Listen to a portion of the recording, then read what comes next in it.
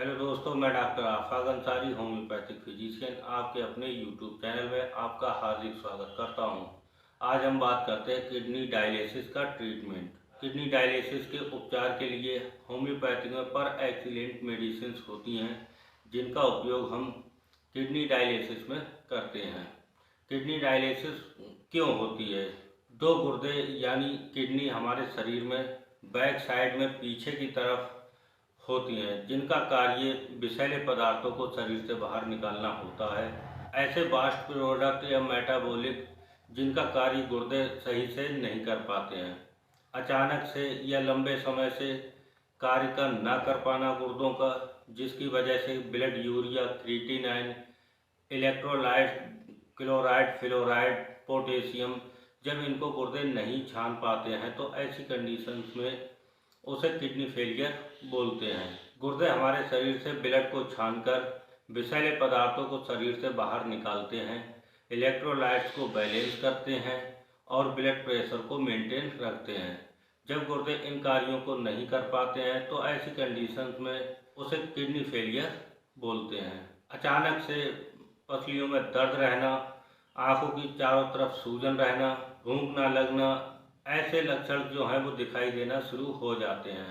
पेशाब में blood mix होना, पेशाब झागदार आना, ऐसे लक्षण जो हैं वो दिखाई देना शुरू हो जाते हैं। सिर दर्द रहना, ये किडनी फेलियर में दिखाई देना शुरू हो जाते हैं।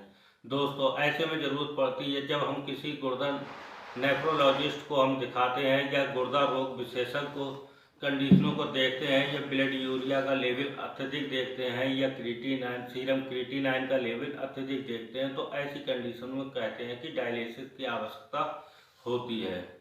तो चलिए दोस्तों, हम समझ लेते हैं कि डायलिसिस क्या है।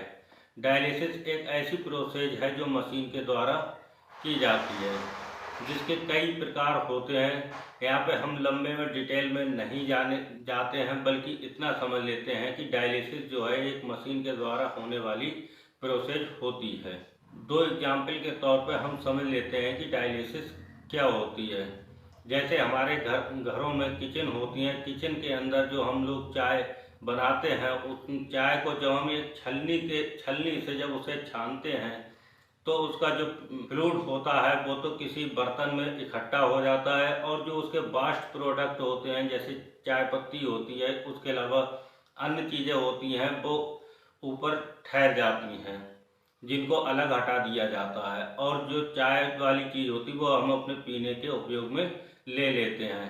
इसी तरीके से हम आरओ सिस्टम को भी अपने घरों में लगाते हैं, जिसका फिल्टर पानी जो है वो हमारे पीने के उपयोग में आ जाता है, और उसकी छलनी जो होती है उसमें लगी हुई बास्ट प्रोडक्ट होते हैं वो उसमें ठहर जाते हैं।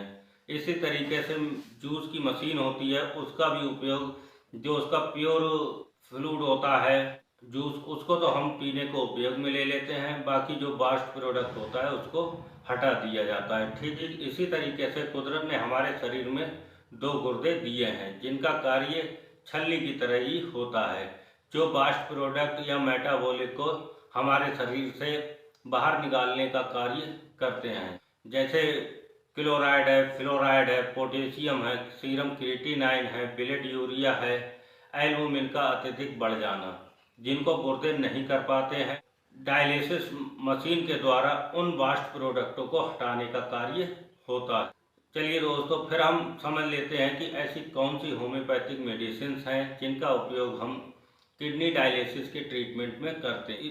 होम्योपैथिक में ऐसी बहुत सी मेडिसिन हैं जिनका उपयोग हम किडनी फेलियर में करते हैं। तो चलिए दोस्तों, हम शुरू करते हैं ऐसी कौन सी मेडिसिन हैं जिनका उपयोग हम किडनी डायलिसिस में करते हैं। सबसे पहली मेडिसिन है लाइकोपोडियम 30 मेडिसिन। इस मेडिसिन का उपयोग हम किडनी डायलिसिस में करते हैं। इसके अलावा दूसरी मेडिसिन है टर्बेंथनाइन 30 मेडिसिन, इसका भी उपयोग हम किडनी डायलिसिस में करते हैं। तीसरी मेडिसिन है मेडोरिनम 30 मेडिसिन, काफ़ी बेहतर मेडिसिन हो गए। एल्थेरियम सीरम 7X मेडिसिन का भी उपयोग करते हैं। इसके अलावा कैंथेरिस क्यूम मेडिसिन है, यूरिया P30 मेडिसिन है। इन मेडिसिनों को दिन में कम से कम 4 से 5 बार रिपीट किया जाता है। हफ्ते 2 हफ्ते तक। इसके बाद इन मेडिसिनों को कम समय में सुबह दोपहर के हिसाब से रेगुलर लेना शुरू कर देते हैं। दोस्तों, अगर डायलिसिस की कंडीशन चलती हो तो ऐसे में अपने गुर्दा रोग विशेषज्ञ या नेफ्रोलॉजिस्ट से परामर्श लेने के बाद उनके परामर्श अनुसार इन मेडिसिनों का उपयोग करना चाहिए। ये ऐसी मेडिसिन होती हैं कि इनके उपयोग से जल्द ही जो इसके लक्षण सिम्टम्स होते हैं उनमें रिलीफ होना शुरू हो जाता है।